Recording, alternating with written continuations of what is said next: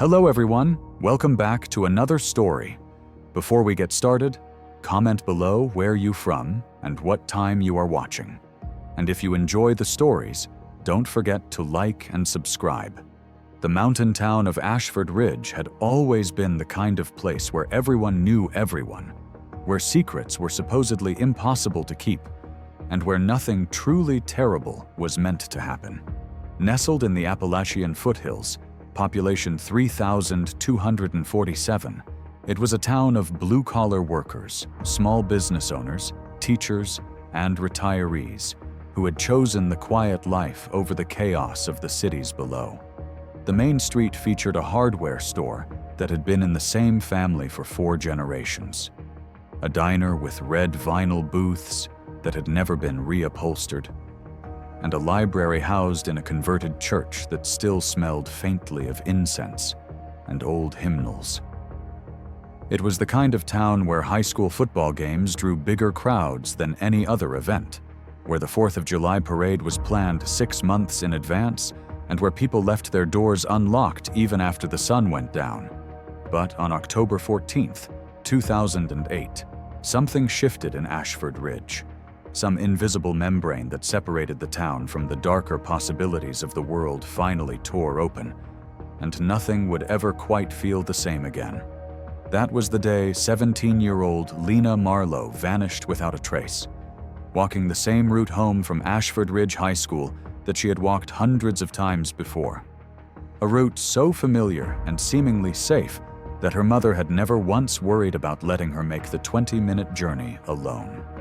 Lena left the school building at exactly 3:45 in the afternoon, confirmed by 2 teachers and at least a dozen students who saw her pushing through the heavy double doors with her backpack slung over one shoulder and her earbuds already in place. She had waved to her best friend, Cassidy Chen, who was heading in the opposite direction towards the parking lot where her older brother waited to drive her home. Cassidy would later tell investigators that Lena seemed completely normal that day, maybe even happier than usual, that she had been talking about the history project she was working on and how she thought she might actually get an A this time, that there was nothing in her demeanor to suggest she was afraid or planning to run away or bracing herself for something terrible. The route Lena took home was straightforward enough. She would walk east on Maple Street for 3 blocks, passing the post office and the pharmacy where her mother worked part-time, then turned south onto Hillcrest Avenue, which climbed steadily upward through a residential neighborhood of modest ranch houses and split levels with neat lawns and basketball hoops mounted above garage doors. After another 6 blocks, she would reach the corner of Hillcrest and Weatherby Lane, where her family's small 2-story house sat with its distinctive yellow shutters and the ancient oak tree in the front yard that her father had promised every year to trim, but never quite got around to. The entire walk took approximately 20 minutes at Lena's typical pace, which witnesses described as purposeful but unhurried, the walk of someone who had made this journey so many times that her feet could find the way even if her mind was somewhere else entirely. But on that October afternoon, Lena Marlowe never made it home. Her mother, Patricia, who had taken the day off from the pharmacy to prepare for her own mother's upcoming visit, expected Lena to arrive by 4:15 at the latest.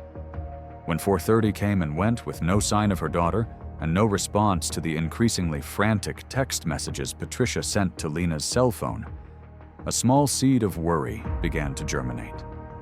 By 4:45, that seed had blossomed into full-fledged panic, the kind of panic that only a parent can truly understand.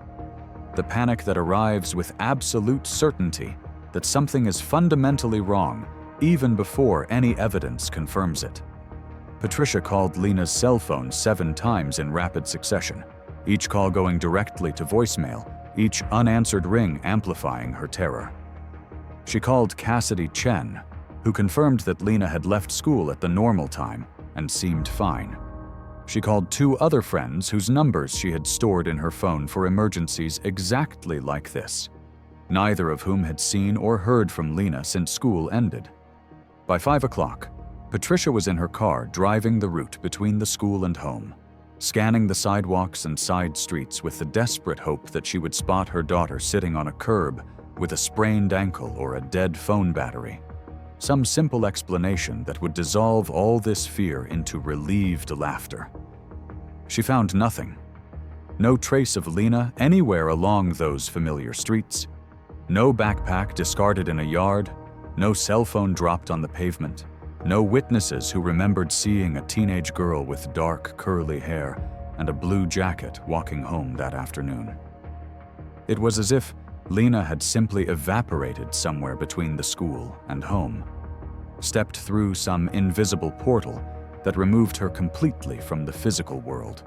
By 5:30, Patricia had called her husband, David, who worked construction 40 minutes away, and immediately left the job site to race home.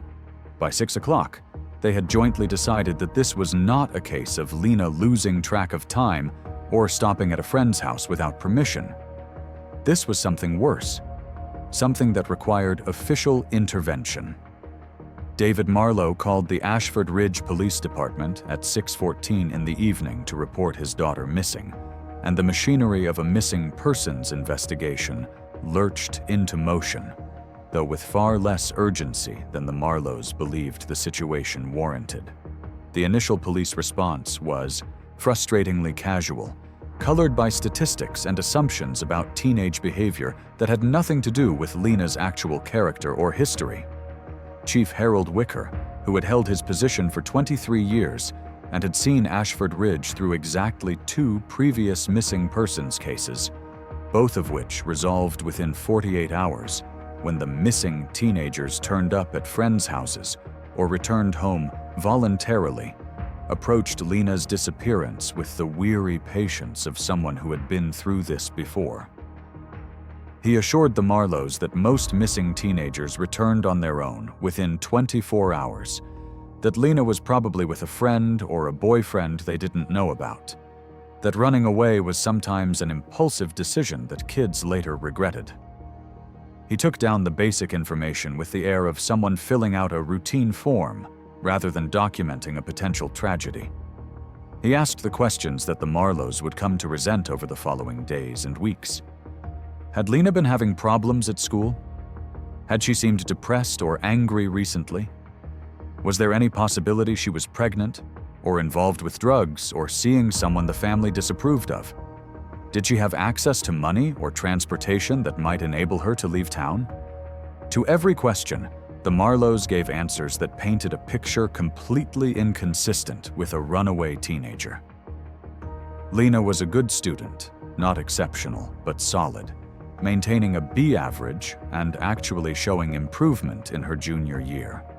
She had friends, a small, tight-knit group rather than a large social circle, but genuine friendships that seemed healthy and supportive. She had no boyfriend that they knew of, and Lena had always been open with them about her crushes and romantic interests, or so they believed. She was not depressed, had never mentioned suicide or self-harm, showed no signs of drug use or involvement with any dangerous crowds. She had exactly $47 in her savings account and no access to credit cards or significant cash. She did not have a driver's license, and the family's only car was accounted for. There was no evidence whatsoever that Lena had been planning to leave or had any reason to want to disappear from her own life.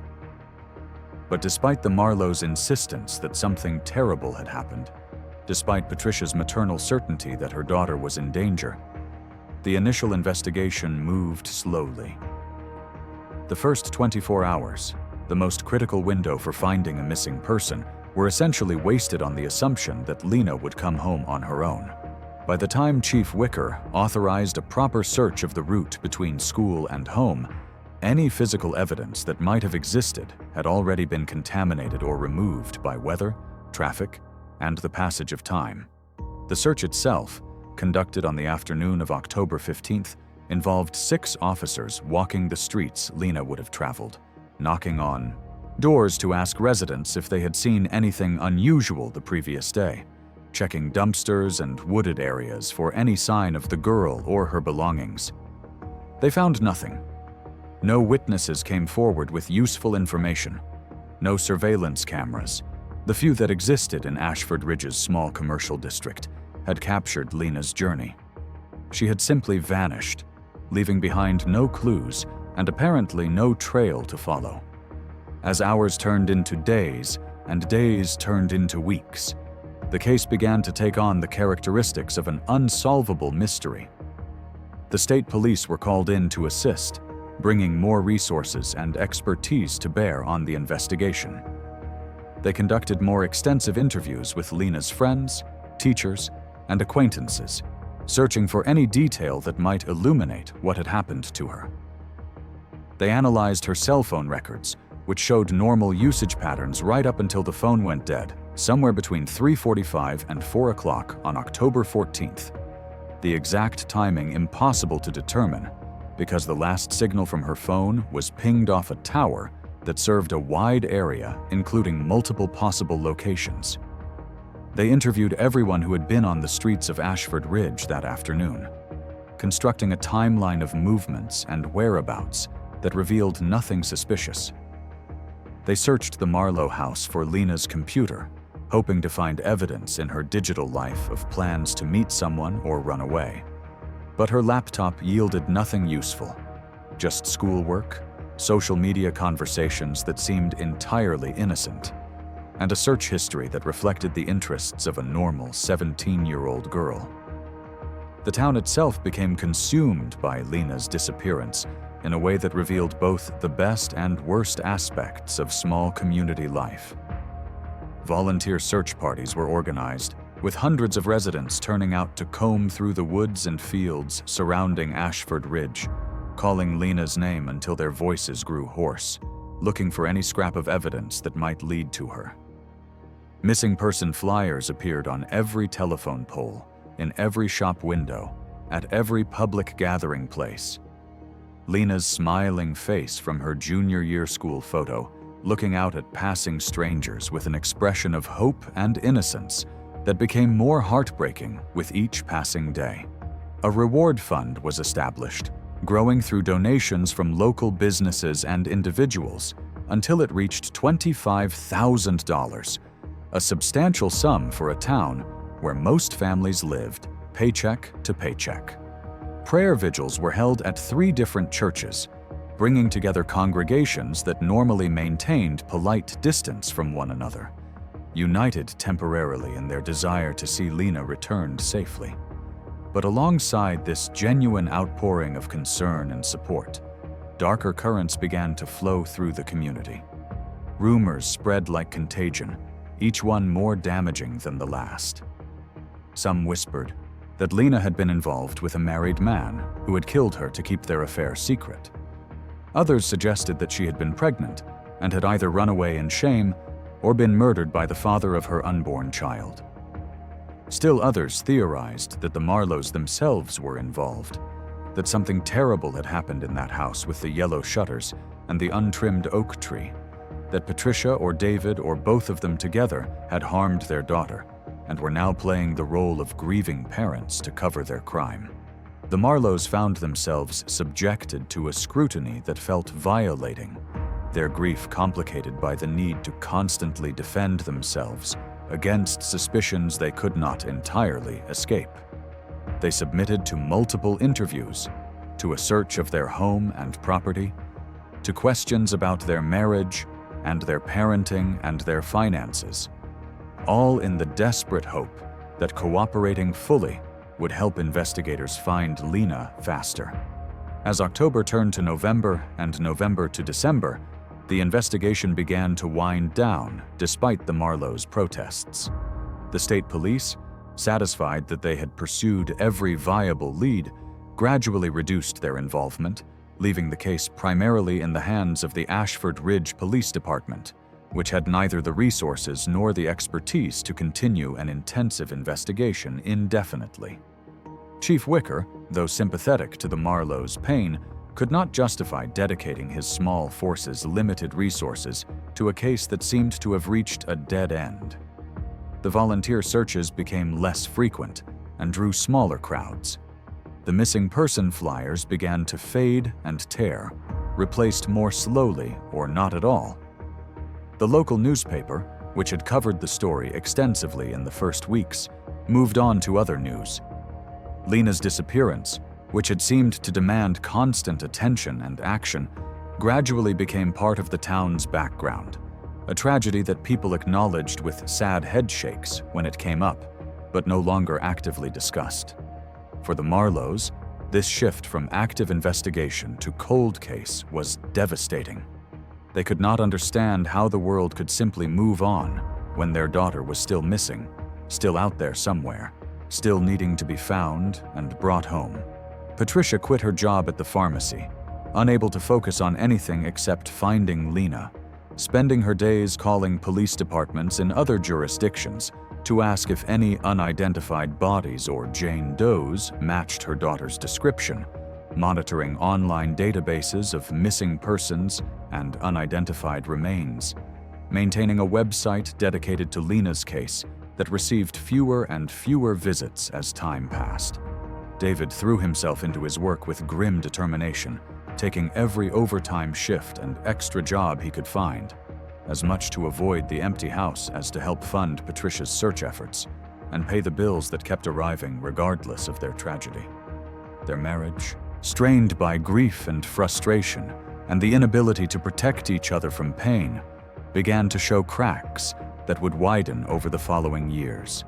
But there was something about Lena's case that Patricia could never quite reconcile with the official conclusion that her daughter had most likely been abducted by a stranger, killed, and her body hidden so well that it would never be found.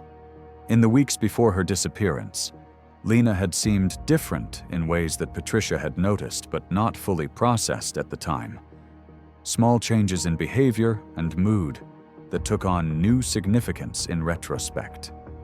Lena had become more secretive, spending more time alone in her room with the door closed, being evasive about her plans and whereabouts in ways that were uncharacteristic.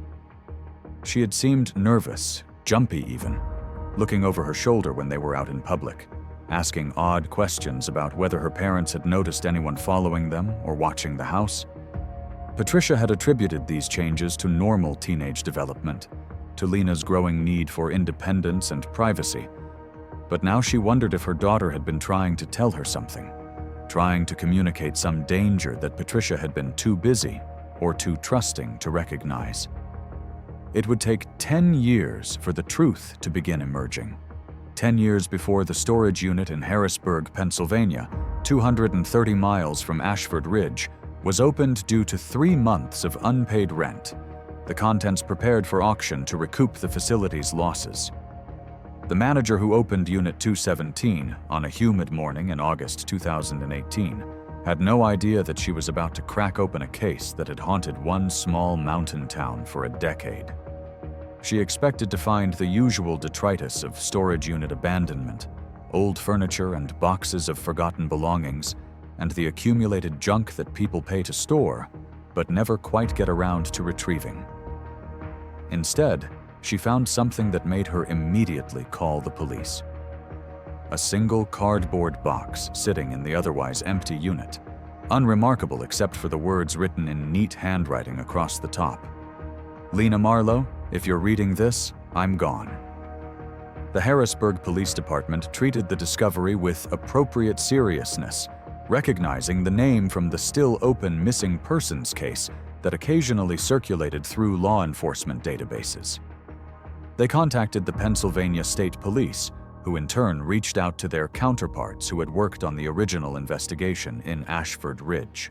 Within hours, Chief Harold Wicker, now 61 years old, and within 2 years of retirement, was driving to Harrisburg with 2 state police investigators, his mind racing with possibilities about what the box might contain. He had never forgotten Lena Marlowe, had carried the weight of her unsolved disappearance through every year since 2008, had always wondered if there was something he had missed, some lead he should have pursued more aggressively, some failure of imagination or intuition that had allowed a young girl to disappear without justice ever being served. The box, when opened under the careful supervision of evidence technicians, proved to contain an archive of stunning complexity and detail. There were 5 spiral-bound notebooks, their pages filled with Lena's distinctive handwriting, documenting observations and concerns that she had apparently been too afraid to share with anyone else. There were dozens of photographs, some printed on regular paper and others on photo stock, showing cars that Lena had identified as following her, buildings she had marked as significant, people she had noticed appearing repeatedly in places they had no obvious reason to be. There were hand-drawn maps of Ashford Ridge, with certain locations circled and annotated with dates and times. There were printouts from internet searches about disappearances and human trafficking, and how to document evidence without alerting suspects. And most remarkable of all, there were 3 small digital voice recorders, the old-fashioned kind that used mini cassettes, each one labeled with dates and containing hours of audio that would need to be carefully reviewed and transcribed. The first notebook, which appeared to be the earliest based on the dates of the entries, began approximately 6 months before Lena's disappearance, in April of 2008. The entries started innocuously enough, typical teenage journal writing about school and friends and the mundane frustrations of adolescent life. But around mid-May, the tone shifted as Lena began recording things that disturbed her. She wrote about seeing the same gray sedan near the school multiple times, parked in different locations, but always with a clear view of the main entrance. She described noticing a man in a hardware store baseball cap who seemed to be watching her at the library, at the grocery store, at the park where she sometimes went to read. She documented episodes of what she called missing time, periods where she would suddenly realize that hours had passed with no clear memory of what she had been doing, gaps in her day that she could not account for, and that filled her with a creeping sense of violation. As the entries continued through June and July and into August, Lena's observations became more detailed and more alarming. She described finding notes in her locker at school, cryptic messages that seemed designed to frighten her without making any explicit threats. One note, which she had carefully taped into the notebook, read simply, "We know where you live," in letters cut from magazines like something from a kidnapping movie. Another said, "Stop asking questions," without specifying what questions Lena had supposedly been asking. She wrote about her growing certainty that her phone was being monitored, that her computer had been accessed when she was not home, that someone was going through her belongings while she slept. She described telling her friends about these concerns, only to have them dismiss her fears as paranoia or stress, or too much time spent watching crime shows on television. But Lena had not simply documented her fears. She had investigated them with a determination and resourcefulness that was remarkable for a 17-year-old girl. She had started tracking the gray sedan, noting its license plate number and the times and locations where she spotted it, creating a pattern that suggested deliberate surveillance rather than coincidence. She had used her phone's camera to surreptitiously photograph the man in the hardware store cap, capturing enough images to make it clear that he was indeed following her, appearing in her vicinity far too often to be explained by chance. She had researched the recent history of Ashford Ridge, paying particular attention to other disappearances and unusual deaths, and had begun to identify patterns that troubled her deeply. In her third notebook, dated from late August through September of 2008, Lena's investigation took on a more focused and alarming direction. She had discovered, through a combination of online research and careful examination of local newspaper archives at the library, that 3 other young women had disappeared from Ashford Ridge and the surrounding area over the previous 12 years, cases that had been officially closed as accidents or runaways, but that shared disturbing similarities with what Lena was experiencing. The first was Rachel Donovan, who had vanished in 1996 at age 19 while driving home from her job at a restaurant in the next town over. Her car had been found abandoned on a rural road with a flat tire, but Rachel herself was never seen again. The official theory was that she had accepted a ride from a stranger who had then harmed her, but no evidence of foul play was ever found. And after several months of fruitless searching, the case had quietly been shelved. The second disappearance was that of Angela Reeves, 23 years old, who had failed to show up for work at the Ashford Ridge post office one morning in 2001. Her apartment appeared to show signs of hasty departure, with clothes pulled from drawers and toiletries missing, leading investigators to conclude that she had left voluntarily, possibly to escape debts or a troubled relationship. But Angela had never contacted her family again, had never used her credit cards or accessed her bank account, had simply vanished as completely as if she had never existed. Her family had begged police to continue investigating, insisting that Angela would never have abandoned them without explanation, but their pleas had gone largely unheeded. The case marked as a voluntary missing person and given minimal resources.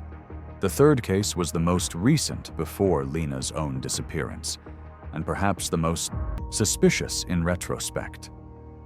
In 2005, 21-year-old Melissa Hart had died in what was ruled an accidental drowning at Ashford Lake, a popular swimming spot about 8 miles outside of town. Melissa had supposedly gone swimming alone at night after an argument with her boyfriend, consumed alcohol, and drowned in water that was only 6 feet deep. Her body had been found 3 days later, and while the autopsy revealed drowning as the cause of death and detected alcohol in her system, there were aspects of the case that bothered some observers. Melissa had been a strong swimmer, a former lifeguard even, making an accidental drowning seem improbable. There were bruises on her arms that the coroner attributed to post-mortem contact with rocks and debris, but that could also have been consistent with someone holding her down. And several witnesses reported seeing a vehicle matching the description of the gray sedan Lena had been documenting parked near the lake on the night Melissa disappeared, though this detail had apparently never been pursued by investigators. Lena's notebooks revealed that she had identified connections between these 3 cases beyond their geographical proximity to Ashford Ridge. She had discovered that Rachel Donovan, Angela Reeves, and Melissa Hart had all worked at or frequented the same locations in town, specifically 2 businesses that appeared repeatedly in her notes: Garrison's Hardware, a large hardware and home improvement store that was one of Ashford Ridge's biggest employers, and Ridge Mountain Medical Clinic, a doctor's office that served much of the town and surrounding rural area. Lena had documented through interviews she conducted under the guise of a school project that Rachel had worked part-time at the hardware store's garden center, that Angela had regularly picked up prescription deliveries from the medical clinic in her role as a postal worker, and that Melissa had been employed as a receptionist at the clinic for several months before her death. Even more disturbing, Lena had identified specific individuals who had connections to all 3 women and who also appeared in her own surveillance documentation. The man in the hardware store cap was named Thomas Garrison, son of the store's founder and current manager of the business. The gray sedan was registered to Dr. Frank Mercer, the physician who owned and operated Ridge Mountain Medical Clinic. Lena's notes suggested that she had observed these 2 men meeting regularly at various locations around town, meeting that seemed designed to be discreet, held in parking lots and quiet restaurants, rather than in their offices or public venues where they might be more easily observed. In her 4th notebook, Lena had documented what appeared to be a systematic pattern of harassment and surveillance directed at young women in Ashford Ridge, a pattern that the 3 previous disappearances and her own experience fit perfectly. She had identified at least 7 other women, ranging in age from 16 to 25, who had reported to various authorities experiencing strange incidents: stalking, mysterious notes, episodes of missing time, discoveries of cameras hidden near their homes or in places they frequented. But in each case, these reports had been dismissed or minimized attributed to overactive imaginations or attention-seeking behavior, or the kind of low-level harassment that women were expected to simply tolerate as an unfortunate aspect of modern life.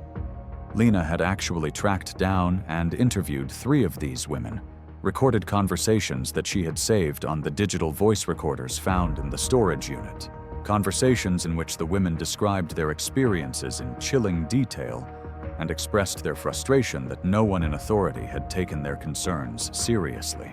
What made Lena's documentation especially remarkable was that she had understood the danger she was in and had deliberately created a record that would survive her disappearance.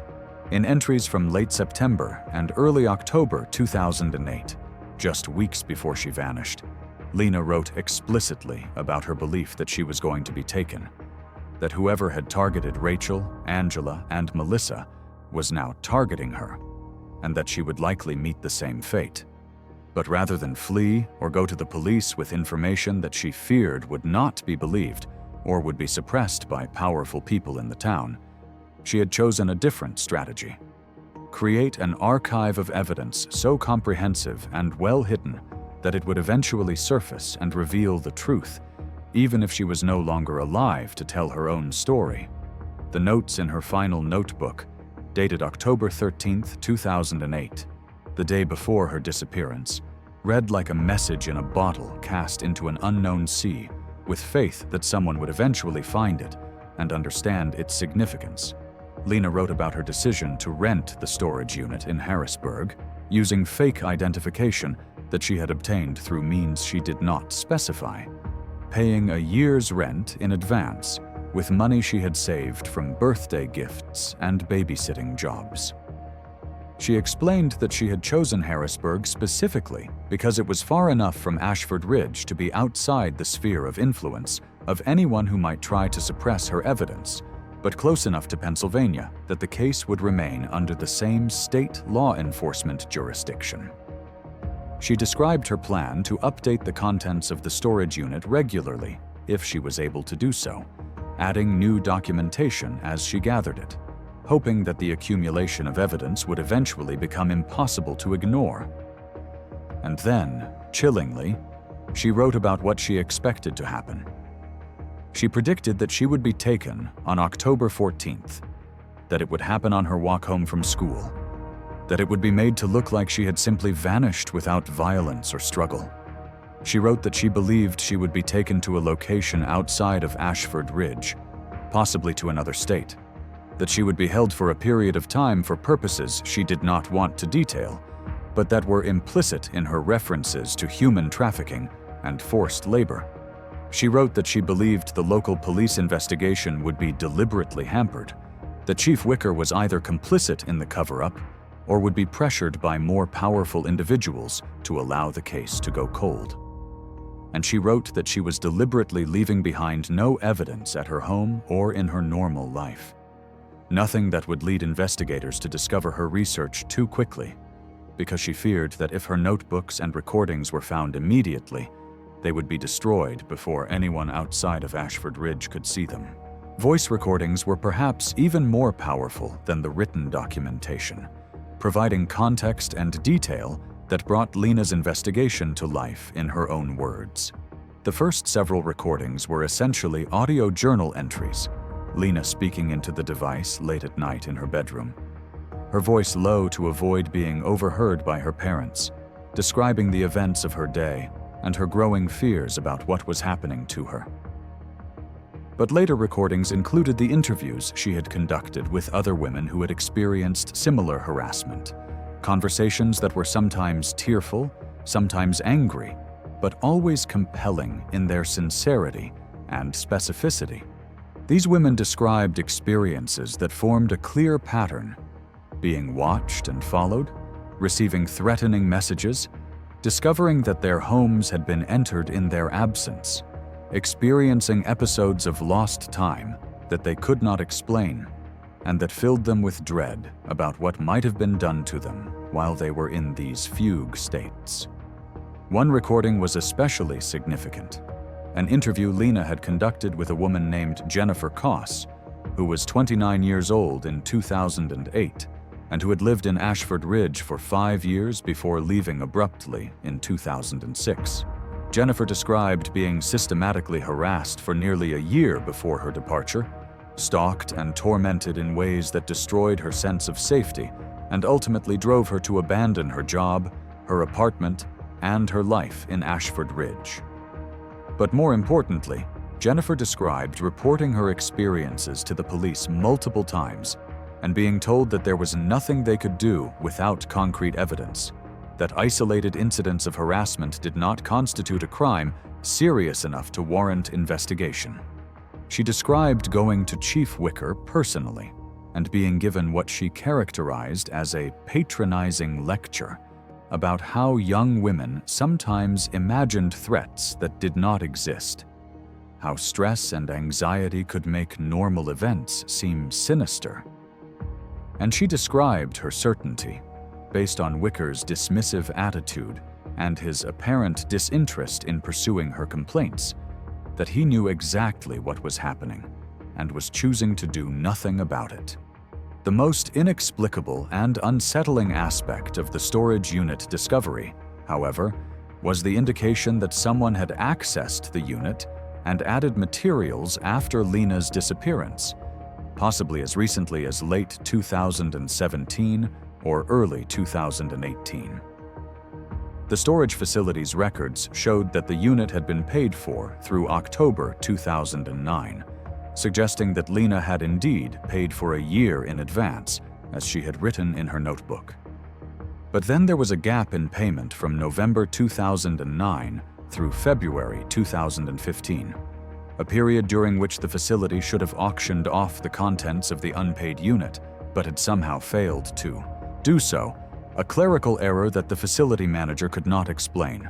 Starting in March 2015, payments resumed, made in cash at the facility's office by someone the staff described as a woman in her 20s who wore sunglasses and a baseball cap, and gave the name Sarah Mitchell, a name that proved to be false when investigators attempted to trace it.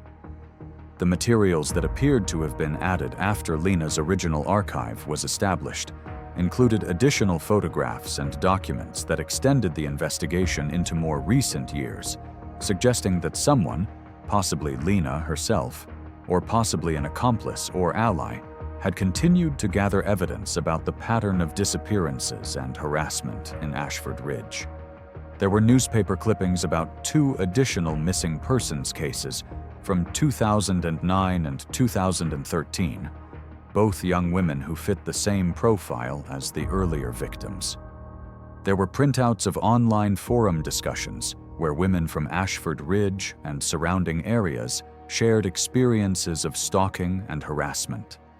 Discussions that painted a picture of a community where young women lived in fear but felt unable to seek help from authorities who seemed either unable or unwilling to protect them.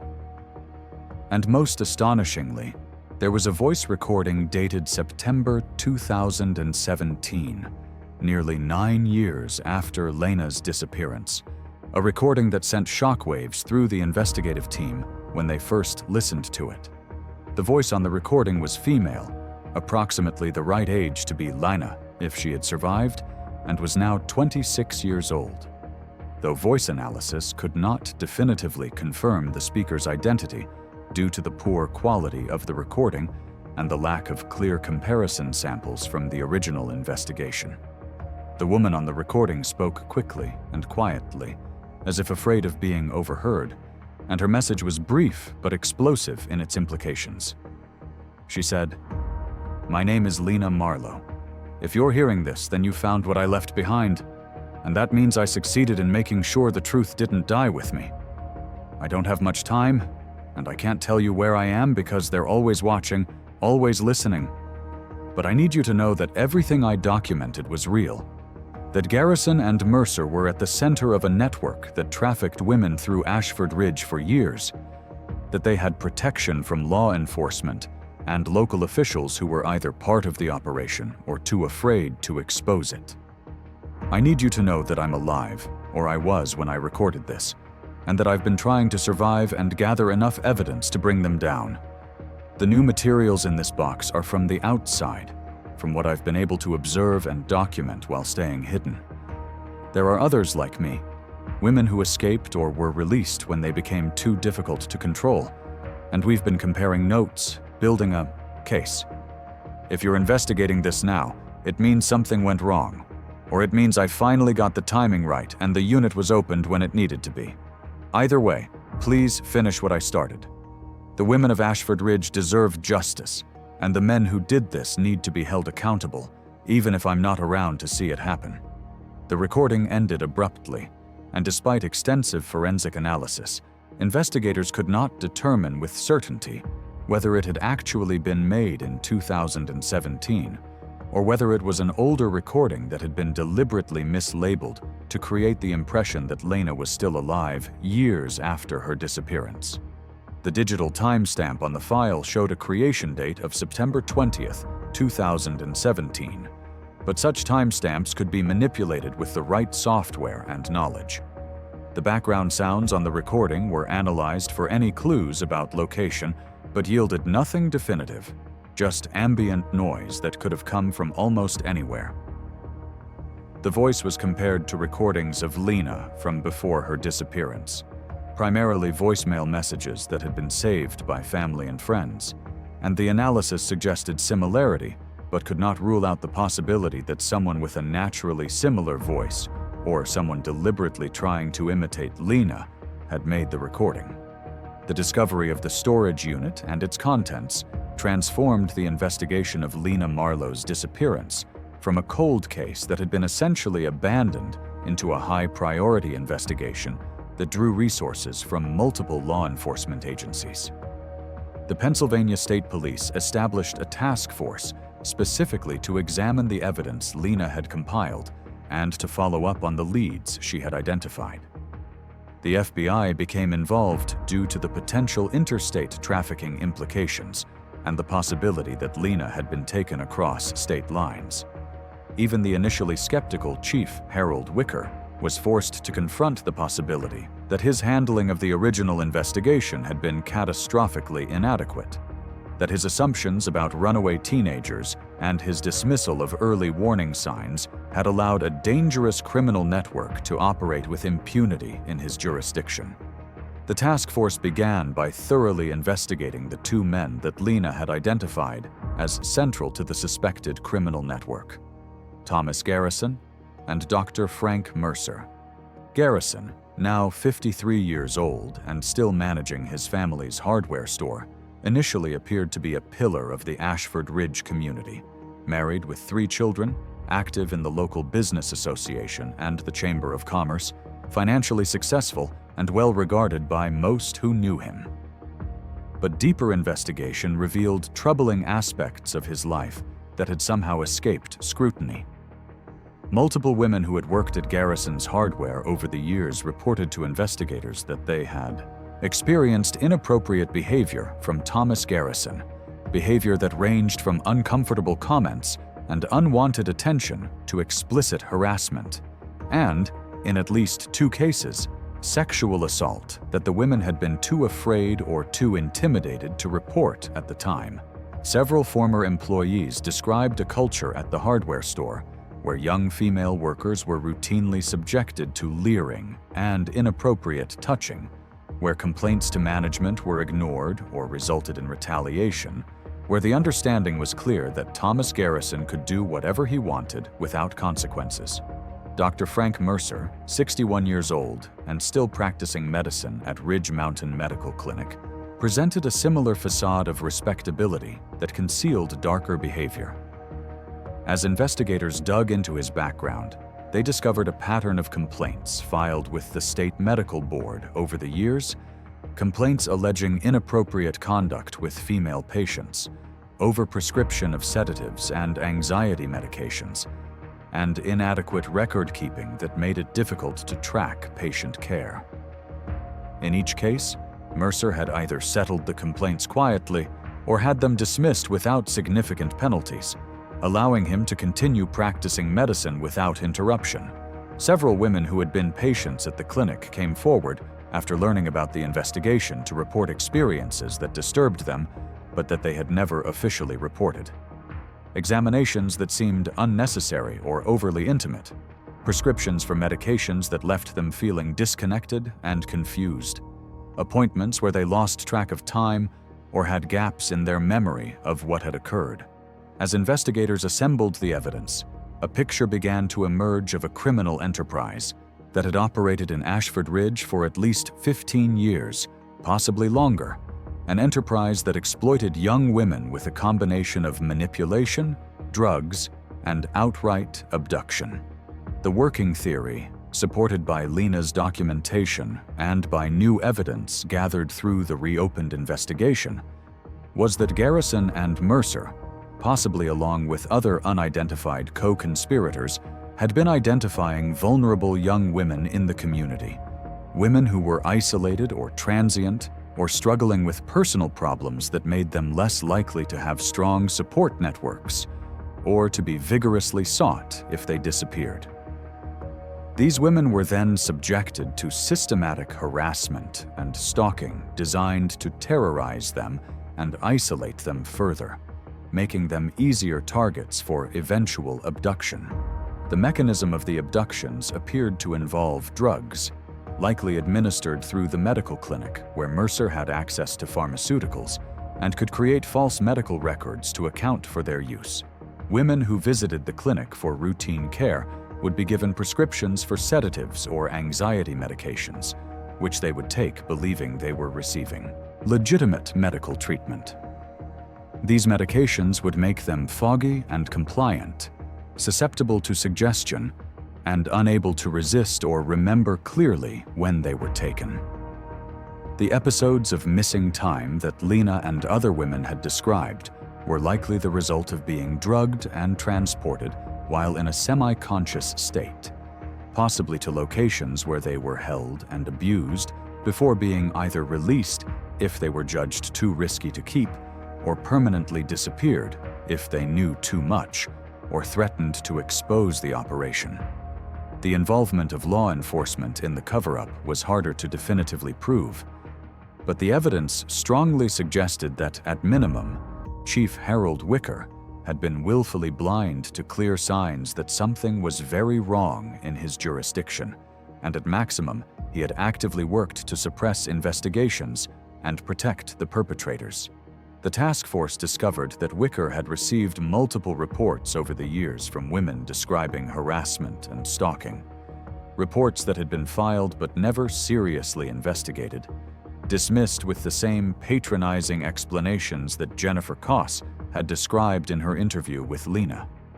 They found evidence that Wicker had met regularly with both Thomas Garrison and Dr. Mercer, meetings that were documented in his calendar, but with no clear indication of what was discussed. Meetings that seemed suspicious given the lack of any obvious legitimate reason for such frequent contact. And most damningly, they discovered that Wicker had personally intervened in at least 2 previous cases to prevent investigators from other agencies from pursuing leads that might have exposed the trafficking network, claiming jurisdictional authority, and then failing to follow up on the leads himself. The arrest of Thomas Garrison and Dr. Frank Mercer in November 2018 sent shockwaves through Ashford Ridge, destroying the image of the town as a safe and peaceful community where nothing truly terrible could happen. The charges against them were extensive: kidnapping, human trafficking, sexual assault, conspiracy, and multiple counts related to the administration of drugs for illegal purposes. The evidence presented at preliminary hearings was damning, though largely circumstantial given the length of time that had passed since many of the alleged crimes and the difficulty of locating and obtaining testimony from potential victims who had scattered across the country or who were afraid to come forward even after the arrests. But Lena's documentation provided a roadmap that made sense of years of seemingly disconnected incidents, that demonstrated a pattern of criminal behavior so clear and consistent that it became impossible to dismiss as coincidence or misunderstanding. Chief Harold Wicker was not criminally charged, largely because prosecutors concluded that they could not prove beyond a reasonable doubt that he had been actively complicit in the trafficking rather than simply negligent and incompetent in his handling of the investigations. But he was forced to resign in disgrace, his reputation destroyed, and his legacy forever tainted by his failure to protect the women of his community. He gave one brief statement to the press before retreating from public life entirely, a statement in which he claimed that he had done the best he could with the information available to him, that hindsight was always clearer than the fog of an active investigation, that he regretted the outcomes, but stood by the decisions he had made at the time, based on what he knew then. Few people found his explanations convincing or satisfying, and he became a symbol of institutional failure, of the ways that systems designed to protect the vulnerable could instead protect the powerful and abandon those most in need of help. The question that haunted everyone involved in the case, the question that dominated media coverage and public discussion and the private thoughts of the Marlowe family, was whether Lena was still alive, and if so, where she might be, and whether she could ever be found and brought home. The 2017 recording offered hope that she had survived the ordeal that other women had not, that she had somehow escaped or been released, and was living in hiding while continuing to gather evidence against her captors. But it was equally possible that the recording was a fake, a cruel hoax, or a desperate attempt by Lena before her death to create the impression that she might still be alive in the hope that it would motivate continued investigation.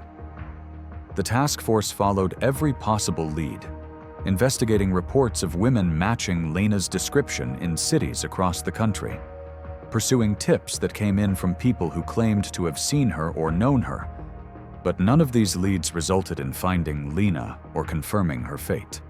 Patricia and David Marlowe, now divorced but united in their desire to find their daughter, were given access to all of Lena's documentation, allowed to read her notebooks and listen to her recordings and understand finally what she had been going through in the months before she vanished. The experience was devastating and comforting in equal measure. Devastating to realize how terrified Lena had been and how alone she had felt even while living under their roof. But comforting to understand that she had fought back in the only way she knew how, that she had refused to be a passive victim and had instead created a weapon of truth that would eventually be wielded against those who had hurt her and others. Patricia in particular drew strength from Lena's example, transforming her grief into activism, becoming a vocal advocate for missing persons cases and for reforms in how law enforcement handled reports of stalking and harassment, speaking at conferences and to legislative committees about the need for better training and better systems to protect vulnerable women before they vanished rather than only investigating after it was too late. The trials of Thomas Garrison and Dr. Frank Mercer, which took place in 2019 and stretched over several months, became a referendum not just on their specific crimes, but on the broader question of how communities fail to protect their most vulnerable members. The prosecution presented a case built on Lena's documentation, supplemented by testimony from women who had been victimized by the defendants. Testimony that was often difficult and emotional, but that painted a clear picture of predatory behavior that had been allowed to continue for far too long. The defense attempted to discredit Lena's evidence, arguing that a 17-year-old girl's paranoid fantasies should not be given weight against the reputations of respected community members. But this strategy backfired badly, as it became clear that dismissing and minimizing women's reports of danger was exactly the attitude that had enabled the crimes in the first place. Both men were ultimately convicted on multiple counts and sentenced to lengthy prison terms, though not the life sentences that many observers felt the crimes warranted. Garrison received 35 years, Mercer 40 years, given his abuse of his position as a medical professional. Neither man ever admitted guilt or expressed remorse, maintaining their innocence even after conviction and vowing to appeal their sentences. But for many people in Ashford Ridge and beyond, the convictions represented a kind of justice, imperfect and incomplete, but real nonetheless. A validation of Lena's courage, and a message that even when systems failed and institutions looked away, the truth could eventually emerge if someone was brave enough to document it and patient enough to wait for the right moment for it to surface. The storage unit in Harrisburg was eventually cleared of its contents after the trial. The evidence cataloged and stored in official archives where it would be preserved for any future appeals or related investigations. But before it was officially closed, the task force discovered one final item that had somehow been missed in the initial inventory. A small envelope taped to the underside of the box's lid, hidden so cleverly that it was only found when an investigator lifted the flattened box to dispose of it and heard something shift inside. The envelope contained a single photograph, a recent photo based on the quality and style, showing a woman who could have been Lena Marlowe at age 26 or 27, standing on a street corner in an unidentified city, her face partially obscured by sunglasses and a hood, but her distinctive curly hair visible at the edges of the frame. On the back of the photograph, written in handwriting that might or might not have been Lena's own, was a single sentence. "Still here? Still fighting? Still hope."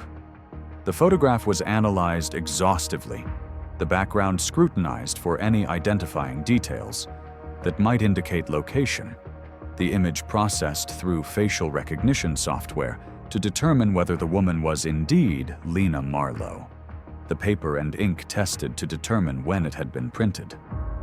The results were inconclusive on all fronts. The location could not be definitively identified, though architectural details suggested a mid-sized American city, possibly in the Northeast or Midwest. Facial recognition gave a probability match of 78%, high enough to be suggestive, but not definitive enough to constitute proof. The photograph had been printed sometime in the previous 2 years, based on paper analysis, but no more specific date could be determined. It was simultaneously the most hopeful and most frustrating piece of evidence in the entire case, offering the possibility that Lena was alive and free, while providing no actual means of finding her or confirming her survival.